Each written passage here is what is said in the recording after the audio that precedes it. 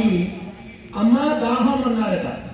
లోపల నుండి ఓ చిన్న పిల్ల వచ్చి తేనె పట్టుకొని వచ్చి స్వీకరించండి అని. తేనె నేను తీసుకోను అనగానే ఈవిడ లోపలికి పరిగెత్తుకుంటూ వెళ్ళి పాల గిన్నెతో వచ్చింది. పాలు వద్దమ్మా అంటే మరలా వెళ్ళి మజ్జిగతో వచ్చింది.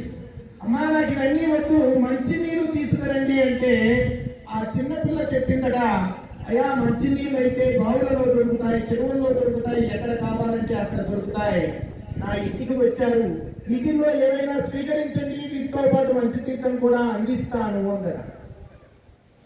అలాగనే నానా సాంగా అనేటువంటి ఒక రాజుగారి దగ్గర చూడావత్ సింగ్ అని ఒక సైన్యాధ్యక్షుడు ఉన్నాడు. కొత్తగా వివాహమైంది, యుద్ధానికి వెళ్ళాడు. యుద్ధానికి వెళ్ళిన తర్వాత ఒక సైనికుని తన ఇంటికి పంపించాడు. తన భార్య గుర్తుకు వస్తుంది ఈ యుద్ధంలో. మధురాని ఆవిడ పేరు.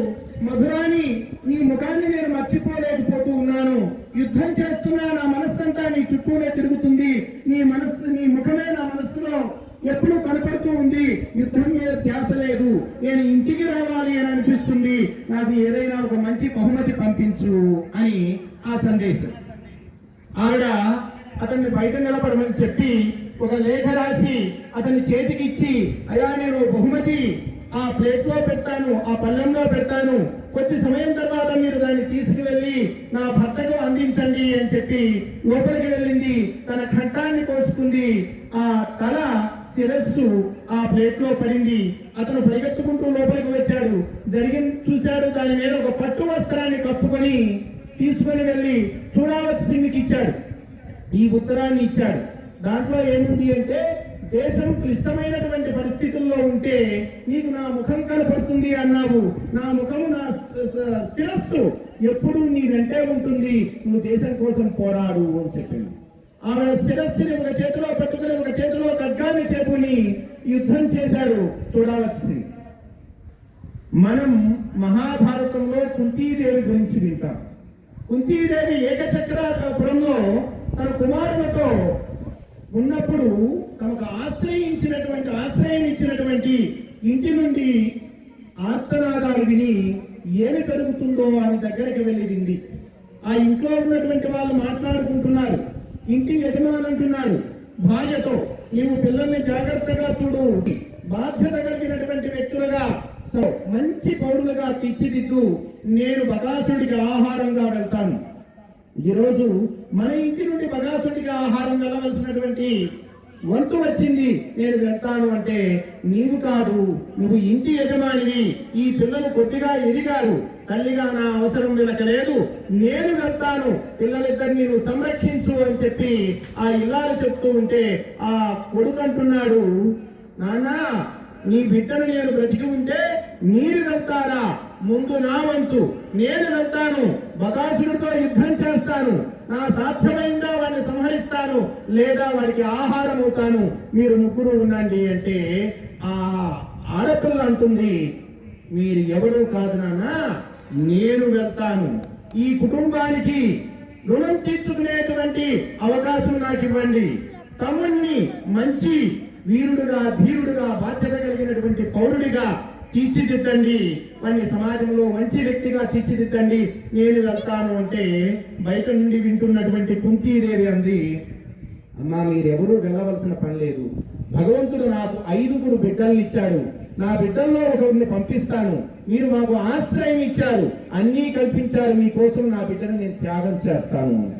మా కోసం మీ బిడ్డని వద్దమ్మా అంటే, లేదమ్మా సమాజం కోసము నా బిడ్డను త్యాగం చేయడం నా అదృష్టంగా భావిస్తాను అని చెప్పి వారిని ఒప్పించి భీముని పంపించింది. బకాసురుని చంపి ఆ ప్రాంతాన్నంతా కూడా సుభిక్షితం చేశాడు. ఈ కథంతా మనకి తెలుసు. అనాదిగా ఈ జాతిని నిర్మాణం చేస్తుంది, ఈ సమాజాన్ని తీర్చిదిద్దుతుంది మాతృమూర్తులే. ఒక రామచంద్రుడు తయారయ్యాడంటే ఒక కౌసల్యామాత ఉంది కాబట్టి, ఒక సీతామహాసాధ్వి ఉంది కాబట్టి ఇన్ని యుగాల తర్వాత కూడా రాముని యొక్క గొప్పతనం మనం చెప్పుకుంటున్నాం. ఒక కృష్ణ పరమాత్మ వచ్చాడు అంటే ఒక యశోద, దేవకి తమ్ముల యొక్క పెంపకము, అలాగనే ఒక ద్రౌపది లాంటి సోదరీమణి కృష్ణుణ్ణి ఈరోజు ప్రపంచానికి గుర్తు చేస్తూ ఉన్నారు. ఓ స్వామి వివేకానంద సమాజానికి అందాడు అంటే ఓ భువనేశ్వరి మాత యొక్క పెంపకం, శివాజీ మహారాజ్ జియాబాయి యొక్క పెంపకం మనం చూస్తూ ఉన్నాం. ప్రపంచంలో స్త్రీకి ఓటు హక్కు లేనప్పుడే ఈ దేశంలో స్త్రీలు పరిపాలన చేశారు. రాణి రుద్రమదేవి లాంటి వాళ్ళు అనేక మంది ఈ దేశాన్ని నడిపించారు. ఝాన్సీ రాణి లాంటి వారి గురించి మీరు వినే ఉంటారు. గౌతమి పుత్ర శాతకర్ణి అని చెప్పి తల్లి పేరుతో ప్రసిద్ధి చెందినటువంటి వీరుల్ని కూడా మనం అనేక మందిని చూశాం.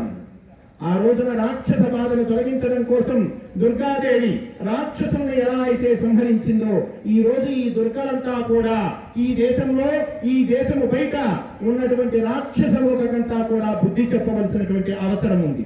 ఈ రోజు సమాజంలో స్త్రీమూర్తి బయటకు రాకూడదు, ఆడపిల్ల బయటకు రాకూడదు, ఇంటనే ఉండాలి అనేటువంటి ఆలోచనతో చాలా మంది ఉన్నారు.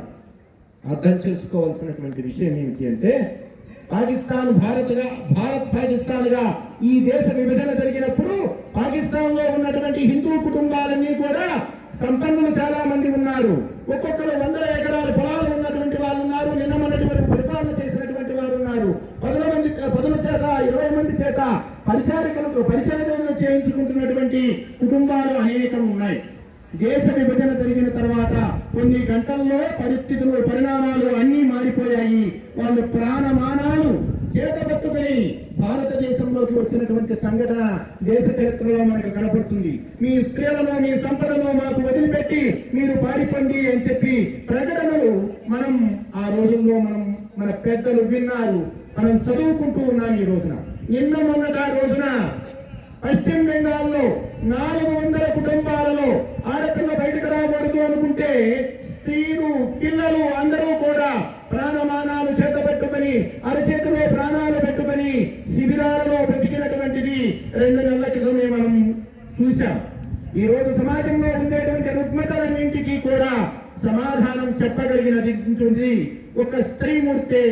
అందుకే స్త్రీలు చైతన్యవంతులు కాగలిగితే, స్త్రీలు శక్తివంతులు కాగలిగితే, స్త్రీలు సంస్కారవంతులు కాగలిగితే భావి భారతం యొక్క వెలుగురేఖలు పునర్వైభవాన్ని సంతరించుకుంటాయి. ప్రపంచానికి ఈ దశను ఈ దేశం చూపించగలుగుతుంది.